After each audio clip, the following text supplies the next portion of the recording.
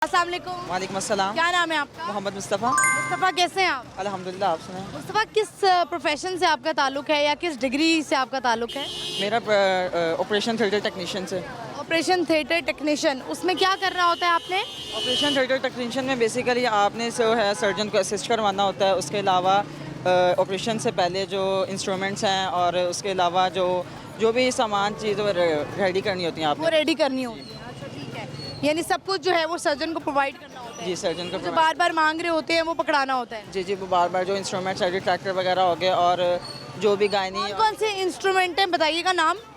Right angle tractor हो गया, Alice हो गया, बैबकॉक हो गया और इसी तरह के इंस्ट्रूमेंट्स जो होते हैं वो यूज़ होते हैं हर जो है सर्जरी के लिए, यानी यूरोलॉजी की हो गई, स्पाइनल की होगी, उनके लिए अलग। स्पाइनल के लिए कौन कौन से इंस्ट्रूमेंट यूज़ होते हैं? स्पाइनल के लिए एलिस होते हैं, बैबकॉक वगैरह, राइट ट्रैक्टर और राइट बॉडी एंगल ट्रैक्टर वगैरह यूज़ होते हैं। और इसके बाद क्योंकि ये बार बार रीयूज़ होते हैं ना, तो इसको क्या स्टरलाइज करते हैं? जी, इसको स्टरलाइजेशन इसका एक प्रॉपर मेथड होता है। जैसे कि आप स्टरलाइजेशन के लिए पहले ये इसकी मैनुअल वॉशिंग होती है, फिर एक लिक्विड होता है साइडेक्स, उसमें हमने डाल के रखने होते हैं।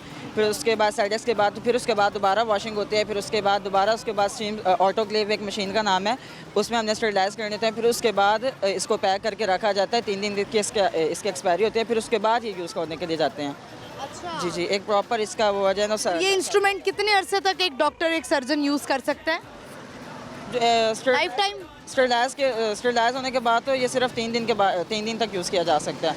3 दिन अगर ये पड़े रहे हैं तो फिर दोबारा इसको हमने स्टरलाइज करना होता है। चलिए, बड़ी इन्फॉर्मेशन दिया आपने। तो कैसे आपने सोचा कि मैं इस प्रोफेशन की तरफ आऊँ? वैसे तो मेरा शौक था मिमिक्री करूँ मैं, लेकिन मुझे पेरेंट्स की तरह ने कहा कि आप इस प्रोफेशन में आए, तो पेरेंट्स की वजह से। मिमिक्री किस किस की कर लेते हैं? मिमिक्री जैसे कि क्या है, लेडी सिंगर कविता कृष्णमूर्ति, अच्छा, करें, ज़रा सुनाएं कुछ। लता मंगेशकर की। लता मंगेशकर की ज़रा सुनाएं।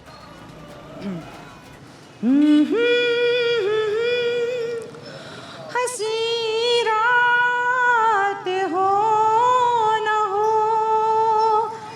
लग जा गले कि फिर ये हंसी रात हो न हो,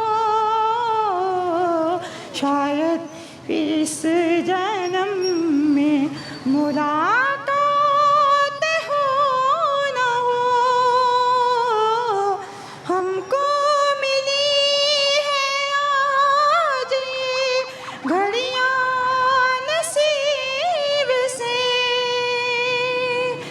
जी भर के देख लीजिए हमको करीब से।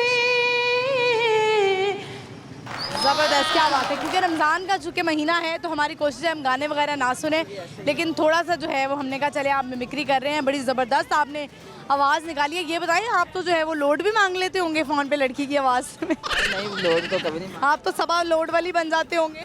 नहीं, वैसे पैसे तो वगैरह तो काफ़ी खाए हुए हैं मैंने। पैसे खाए हुए हैं लड़की बन के? अच्छा, कितने ज़्यादा पैसे खाए आपने एक लड़की बन के?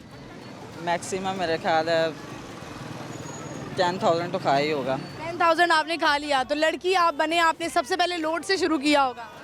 नहीं, मैंने लोड नहीं लिया, बस वैसे पैसे मंगवा लिए थे किसी से। किसी अगले को पता, उसने कहा नहीं कि मुझे अपनी तस्वीर भेजो, तस्वीर भेजो? नहीं, वो कहते थे वॉइस में बस बहाना बंदा लगा देता कि मेरे पेरेंट्स से अलाउ नहीं है, वॉइस बंदा कर देता था, तो वो आगे से बंदे ही ऐसे के हैं। सारे मर्द हजरात कितने मासूम होते हैं, हैं? कहते हैं ना, डैश और सड़क आपको कहीं भी ले जाती है। चले मासूम है ना जिन्होंने खा लिए बस वैसे। देख लें, जिन्होंने खाए हैं वो मासूम होते हैं, वो तो तेज़ होते हैं। चलिए, सवाल करते हैं आपसे, ये बताएं कि कौन सी सूरत है जो सबसे आखिर में नाजिल हुई कुरान मजीद की? सूरह नास। नहीं, गलत जवाब हो गया। बहुत शुक्रिया आपका, thank you. Thank you sir.